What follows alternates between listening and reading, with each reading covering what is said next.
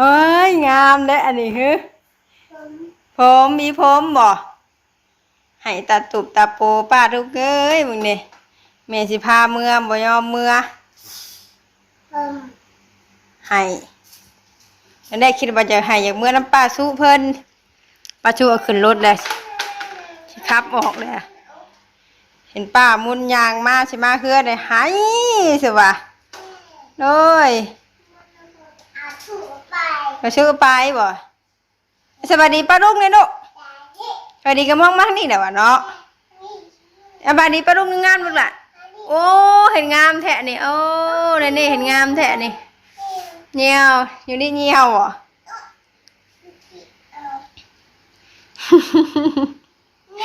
เหี่ยวเหี่ยวติลูก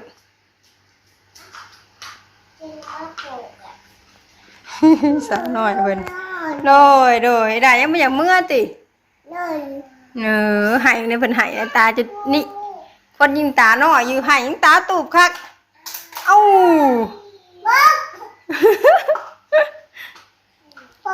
ใช่พ่อมีเสียงรถนะว่าเป็นรถพ่อมีรถพ่อฉันนำแซงบอกว่าแม่นแซงแม่นรถเสียงเพิ่นว่าลุงเพิ่นน่ะเสียงเพิ่นว่า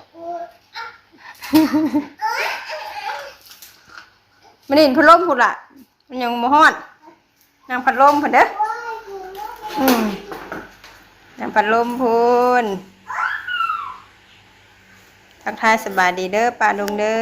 พ่อกันอีกแรกซ้อมไว้น้องเดนนี่คือเก่าพ่อกันนี่คำมืดวันนี้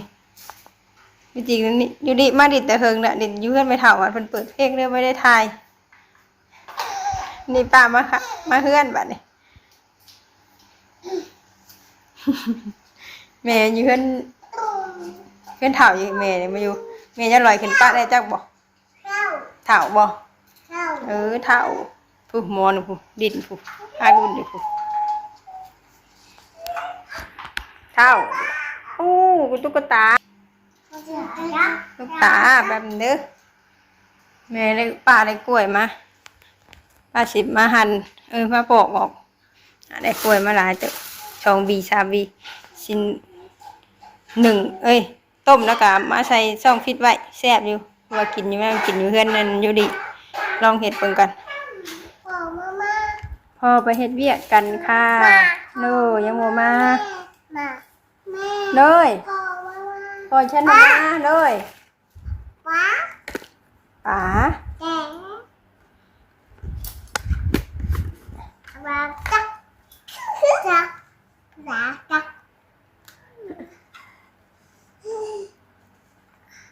เป็นยังลูก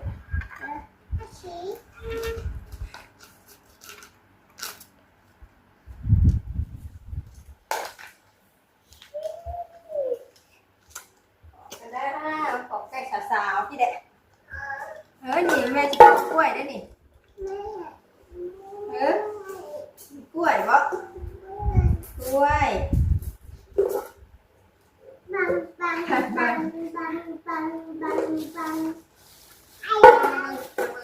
กันเห็นว่าแม่เห็นว่านั่งไม่สินั่งลูกมาใครมาสิเดือดได้มาเดือดได้มาเฮ้ยมาตัวนี้ค่ะให้มาตามหัวล้อหน้าเลยเดี๋ยวไหลดูชิเด็กบอกเนาะไอ้นี่ขายเด็กจะถามเพราะก่อนว่าเอ้ากระวังมันเลยซื้ออยู่ไม่อยากเมื่อตอนแรกคิดว่าอยากเมื่อแล้วป้าชูติเห็นป้าไม่อยู่รายใจได้อยากเมื่อแล้วนี่เมื่อนั่นอยู่แล้วเห็นป้ายางมิดเนี่ยก็ชีวิตได้ให้ป้าให้ดีไรขับรถยึดคนจิบเช่าง่ายหรอกจะให้คนเพื่อนมึงนี่ป้าชูได้จอดให้รถมันป้าบ่ะ ยิ่งใหญ่ยิ่งหักยิ่งใหญ่ยิ่งเอาใจใจ แมนบอกแม่บอกแมนบอกในคำเบลแล้วมาดินได้เป็นไงหมอดป้านะมึง แม่ เนี่ย เมื่อเด้อ โอเค แม่เมื่อไปขี่รถกับพ่อเด้อแม่ไปหาพอดีเด้อ เมื่อบอก เคบอกเด็กได้พอมาให้พ่อขี่รถน้ำลูกเธอมาบอกขี่จักรขึ้นชิบอก ฮะ ขี่มาใช้ป่าเอาบอกไม่ได้ฟังไม่ได้ฟัง ขี่จักรลงมาบอก ไม่ได้ฟังยัง อยู่ดีเมื่อเลยลูกปะฮะไปเมื่อลูกปะอยู่ดีเอ้ยอยู่ดี ไม่ได้ฟังค่ะไม่ได้ยังแม่เอ้ย เมื่อปะ น้อง เมื่อเสร็จเด้ออย่าให้หาแม่เสร็จเด้อแม่ถึงเมื่อกับพ่อเด้อว้ายเขาไม่สนใจแล้วตอนนี้แม่เราเน่าเลยนะ นี่มาแม่ว่านะลูกนี่ได้เป็นมาหัวหน้าว่าลูกละไม่ใช่แม่เป็นมาหัวหน้าว่าฮะดินเซย เมืองทางสามคนมีลูกเป็น หัวเมืองทาง เมืองทาง นี่แบบมิชรอสเลก็แม่นอยู่ เมืองทางดิวเห็นไหมยุบอกอันนี้กัน อยู่ดีเมืองกันลูกเด้อบายไปเด้อไปเด้อ อันต้มนี่ไม่ต้องทุบอะไรวะจ๊ะ ไอ้กล้วยนะ พ่อน้ำนี่เดือดบอก น้ำเดือดไปลงเลยบวกจังหนาบวกกล้วยมาสุกเลย หวานเลยเนาะ เรียนต้มนี่ยังเปื่อยอยู่ดีโอ้เดี๋ยวบาดนี่น้ำบาดน้ำแม่ก็ข้างมากแบบนี้ไอ้ป้าขึ้นอย่างเดียวแบบ มาขึ้นมาอย่างขึ้นไปหาอย่างเดียวหายคักเลยบ้าน อยู่ดีอยู่ป้าต้องสนใจเด้อเพื่อนนะข่าวกับน้ำนี่เขาบุกิน เอาได้อย่างมาแต่หึงว่าน้องเงินป้าพามาสิวะ เห็นป้านี่ไง ป้าเห็นไหม ว่ามาโอ้ยเอารถมาว่ากันเลย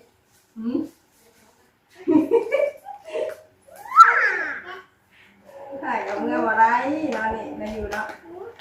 แต่เมื่อคันได้ไหมอีกได้ขึ้นมายังตอนนี้เมียงใหม่กันทั้งหลาย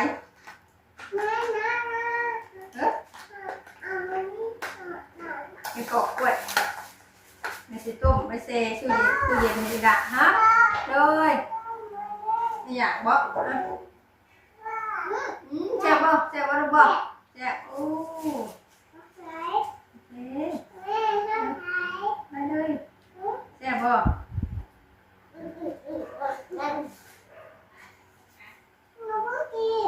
ชิบะติเฮ็ดไอติมให้นี่กินกันนะไอติมกล้วยเด้นี่มาแล้ เย ว อะอีรถจักรเป็นเมื่อไหร่ อยากหนาว เด้อเด้อเด้อบาย บายบาย เด้อเมื่อไหร่อย่าไปแอบหาแม่ แซ่บบ่ลูกแซ่บเนาะเดี๋ยวสิไปฮักเครื่องมันก็ได้ลูกเพราะเฮ็ดใส่ตู้เย็นมันสิบ่ได้นะเนาะ อยู่ที่เบื่อกับไผอยู่ที่เบื่อกับไผ มันตีกันอ่ะตีกันว่าชุดตีกันว่าจับกล้องมาทำได้แม่ตีกันอ่ะ นี่ เอาดูละยังข่าวอะไรด้วย แค่นี้ป่ะแค่นี้ นั่นอย่างนั้นหรอ ใจฝืดเด้ ตื่นมานี่ ใหญ่เด้ เกิดดู มานอนเลย แม่ไปนอนเลยอยู่ไปชนได้ค่ะลูก นี่เมื่อขาไปลูก เนาะเรื่องน้ำบัตร นี่สากุ้งเลยลูกเอาของแก้มนะมะนี่ มีไปหอจะโค่นบัตรนี่ฮะไปหอมาดูบ่ เมียแตกบอก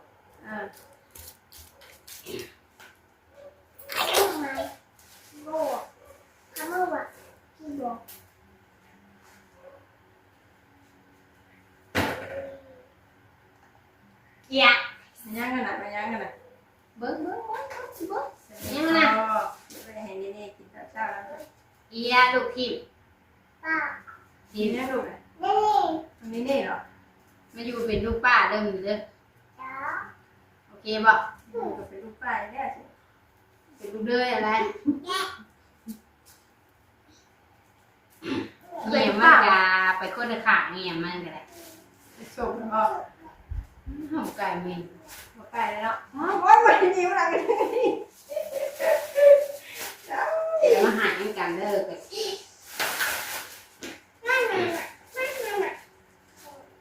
นั่นน่ะไปเก็บไปตัวนี้ก็เก็บนี่คือนี่นี่ก็ลูกอ่ะได้แต่อย่างนี้นะเจ็บได้ถึงเก็บไม่ถึงเอาไปจุดไฟจะทาเดี๋ยวเตาแก๊สเบิดร่มไม่ลูกก็ค่ะพับหัวนะค่ะนี่ปลาลูกนี่นี่เอ้ยโอ้ยแซ่บบ่แซ่บแพงบ่แต่จะขี้หันโอ้ยจะสินั่งกันขี้บ่เอ้ยขี้หันบ้านกี่ขันเก็บแล้วเนาะ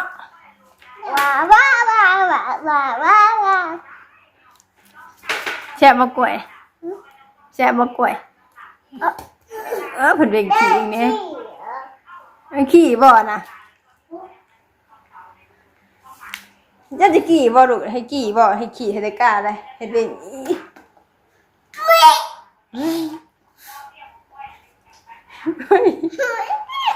เก็บหมอนได้พังเก็บหมอนอยู่ดิเจ้ากับอันนี้เบลดินนี่แม่นบ่นี่ฮะหมอนเก็บมา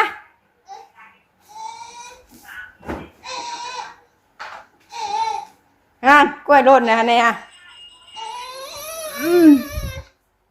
กล้วยโดนแล้วเอายามันต้องขึ้นแล้ว นี่นี่ลูกมาก้นนี่ทางนี่มาก้นนี่ทาง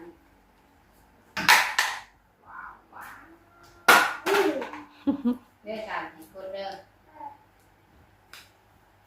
อ เก็บลูกเก็บเงินตื้อเอาเงินตื้อว่ะด่านกำลังดิดมาของนี่นักด่านกันเลยโอ้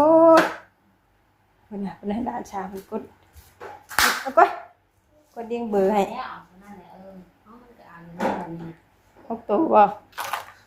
4 ตัวนะ เด็ก4 ตัวกันที่เด็ก4 ตัวสิเป็นยัง 4 ตัวเองนะ มีเด็ก4 ตัวเป็นขายอยู่ดิ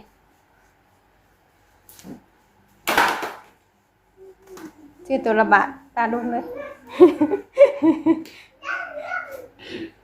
ยัง21ใช่ปะลงท้าย21บ่01อ๋อ01เด็กปลาบ่เด็กปลาน้อยปลาใหญ่บ่นี่บ่มันออกบ่ลูกน่ะบ่มันรุดได้ลูกเอ้ยบ่มันรุดจักสิได้บ่นี่เอ้ยใบใส่บ่บ่อันน่ะเห็นบ่มันซะบ่อันนี้ใส่เห็นบ่เห็นลูก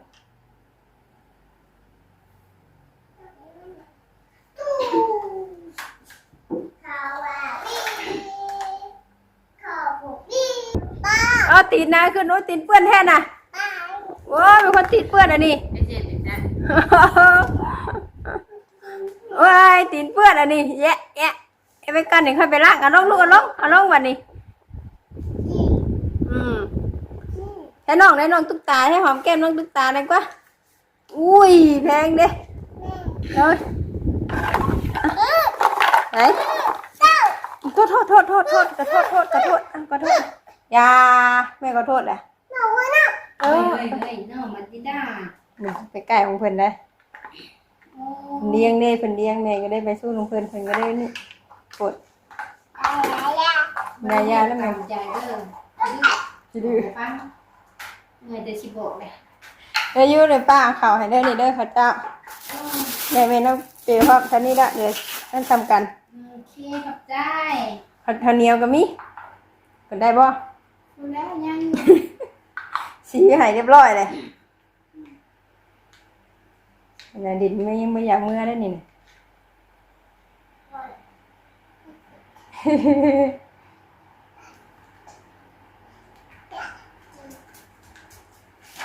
ยังไม่ขี้เอ้ยขี้ให้ตะกร้าบ่โอ้ ให้แม่มาสนใจแม่ น่าแม่บ่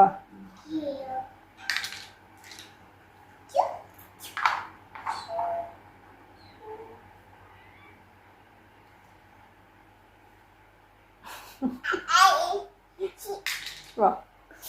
เป็นได้ไหนเป็นเหี่ยวอ้าวไปขี้ดูแท้ เขาห้องน้ำบ่อะไรนะแล้วก็เคียวห้องน้ำบ่โอ้ห้องน้ำโอ้ยตายเอ้าขี้อีกบ่นั่นก็ได้พี่เล่นแม่พี่น่ะอยู่ ขี้ เป็นน่ะขี้น่ะแม่พี่น่ะ ขี้ ขี้บ่พี่หรือขี้อ๋อเอ้าไปลบเอ้ามิ้น สองสาวเพิ่นอึ๊บเบ่งเลยเป็นเหี่ยวบ่ อะไรเกี่ยวมา โอเค ขี้แล้วก็ อย่าแย่งกันนะลูกเด้อกินน้ำกันแล้วเก็บคอนดิตใส่ไว้แม่เก็บคอนดิตดูยังมาเก็บบ่ยังมาเช้าดินบ่โยได้หมูเมื่อบ่ลูกยังไม่อยากเมื่อบ่ยังไม่อยากเมื่อ มันมืดค่ำไรครับ ช่างช่าง ฮัลโหลโอ้ยน้องดินอยู่ลูกแล้วบอกก่อนน้องนั่นนั่งดินอยู่กับน้องแซมเป็นเพิ่นเห็นไห้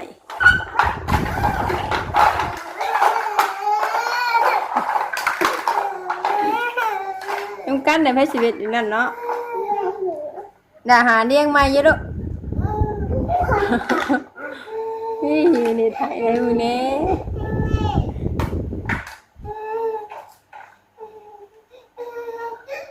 โอ้ย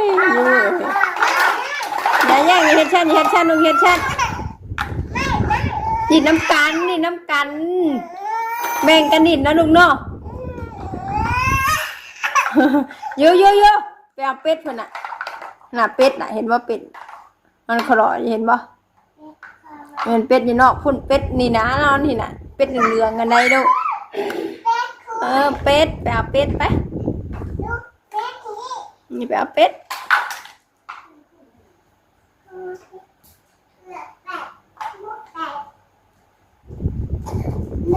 ให้แม่หาแม่ หาแม่บอกใช่เป็ดดินได้ที่เจ้าเก็บเด้อเก็บไว้เด้อเก็บตะกร้าแล้วเด้อโอเคจ้ะ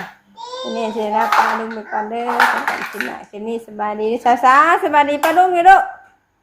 บ๊ายบายไก่ผัดลมไหนอย่าแย่งกันเลยเฮ็ดโอ้ยพี่เจ้าเนาะบ๊ายบาย